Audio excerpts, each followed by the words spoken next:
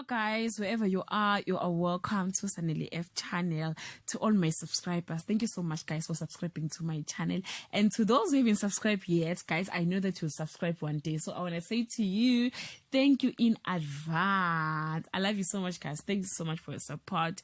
guys. Today by the way, I'm Sane Majola ngumZulu wase umZulu wasemakhaya impela emakhaya. So engikade ngibuka lana uthando nesithembu, and I felt like no, you know what, ngazuthi usiko lwethu noma our Zulu culture, it's misrepresented somehow, you know guys. Kuza kwe issue kalokhu njani mangabe kushadiswa uMacele uzoshada ngokwesintu, ushadela kwaMsiliku, because I think bebekade beshadile but babeshade bahamba ubhala enkantolo noma benza umshado wesilungu. So manje ke sebenza umshado wesintu, but futhi manje bawenza nje uMsiliku usenamanye amakhosikazi asenawo asemganile, omayeni, omangwabe, omakhumalo, uba nomunye wona amakhosikazi akhe lawo. So manje ke like I don't know ukuthi ngokwe culture, but if you know maybe according to culture yethu yesiZulu ukuthi uma ngabe uzogana abafazi bakho laba abanye kufanele benzeni bona, yini participation yabo to umshado lo usuku khona, because I felt like indlela ababaxosha ngayo ukuthi uyapha umakhumalo, uyapha umangwabe, it was inappropriate, because fanele ngaba bahlale nabo phansi babachazela ukuthi ke njengoba kuzongena umakoti omdala nina anikho allowed ukuthi nisondelelana,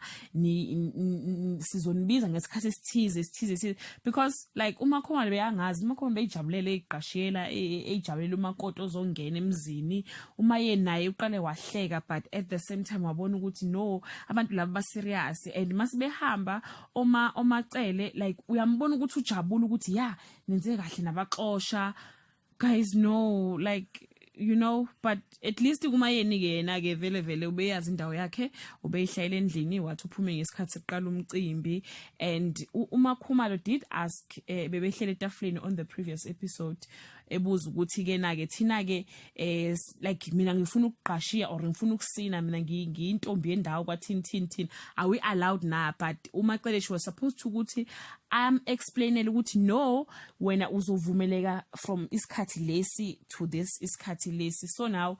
guys, I felt like ukuthi it was very bad indlela ababalokhu njengayo ababathithe ngayo. And ke like kwaphinda futhi kwaba lesikhathi lesi umayeni ubehleli lapha yana sekwabiwa ke, ubiziwe ukuthi azohlala on behalf of umamezala wakhe. So uMacele futhi khona lapha athi yena ubengafuni ukuthi kubize umayeni, ubefuna ukuthi kubize uMpumi yazohlala on behalf of her mother, like so I felt like ukuthi kushuthi kahle yangabafundi nje ke emshadweni wakhe befisa ngathi ngabe bebengekho, of which it was impossible because they are part of the family now. And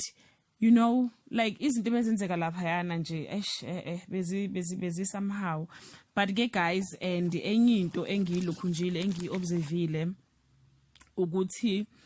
indaba yenyongo, I don't know, mina ngiqhamuka enkandla, so maybe izinto zenza ngokuhlukana because kwesikhathi izinto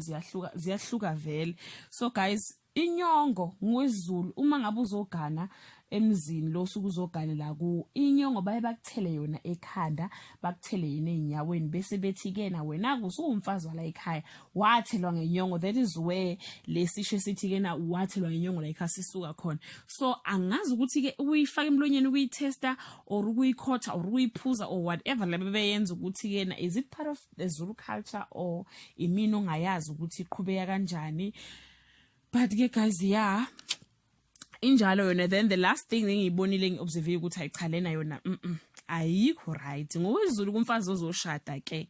akami abe uphuhle, angazi nibiza ngane ngamanye amagama, like you cannot just stand still ume nje straight kumele ukhombise ukuthi lekha umakoti uzogana uhloniphe noma ngabe kuthiwa kade kumacela afika kamseleke usewumfazi wakhona uyaziwa namadlozi ayamazi kodwa ke kufanele akhombise ukuthi umakoti ahloniphe azothe agobe angabe seba uphuhle nje abe nje ame nje njengathi sonke ezemcimbini cha yena fanele kubonakala ukuthi uyena umakoti so lapha yana guys ngimbone nje emile straight and mangabe iphoyisa ke selibuza ngoba ngosuku lodwendwe iphoyisa liyabuza ukuthi njengobulana nje ngabe uyamthanda nalomuntu ozoshada naye na so kusuke ngokwesizulu o ngokweculture engiyaziyo mina kufanele ukuthi uthule ubheke phansi maybe makuthi uphethe ucansi uphose ucansi or wenze whatever lo usuyenza but iphoyisa kumele lize libuze okwesithathu then okwesithathu ke uphakamisa umbethe lo usuku uphethe njengomakoti uqashiye nawo ke then that is the sign eshoyo ukuthi when uyavuma but you cannot talk in front of your in-laws or omamezala or obabezala abasuke bekhona awuvulwa umlomo but ke at the same time I thought maybe bayayihlanganisa ni lokhunja nomshado wesilungu because ngibone nawo uma lokhunja nomacele esekhuluma esho ukuthi mseleku ngiyakuthanda zonke lezi zinto ezisho ke guys but ke I'm not an expert ye culture but that's what I know and it may be possible that I am